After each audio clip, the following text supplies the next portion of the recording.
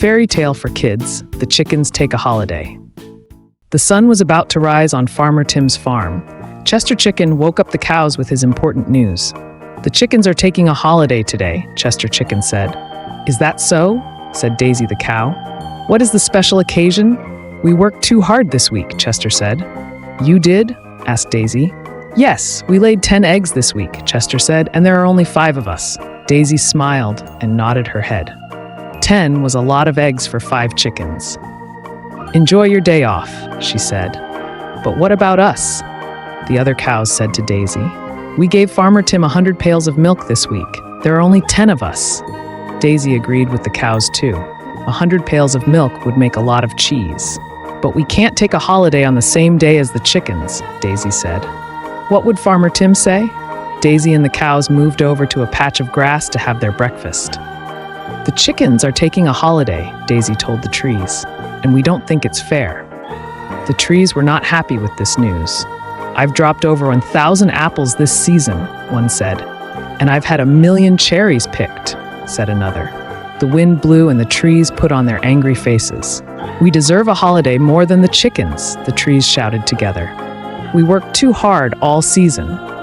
This woke up the rake that was sitting on the grass underneath the trees. "Have you heard the news?" the apple tree asked the rake. "The chickens are taking a holiday. They think they worked too hard this week." The rake stood up and announced its disapproval. "I raked over 1,000,000 leaves this year, and there's only one of me. If anyone deserves a holiday, it is a poor, tired rake." Just then, Rowdy Rooster hopped on the fence. He looked up into the sky and began to crow. It was time for the farmer to wake up. The chickens and cows and trees waited for Farmer Tim to come out and pick up the rake. But a minute passed and Farmer Tim did not appear. Rowdy called 2 more times. "Call him again," the chickens yelled to the rooster. "He must be having a dream." Rowdy made one last call, and this time Farmer Tim woke up. But he didn't come out and pick up the rake or milk the cows or check on the eggs underneath the chickens.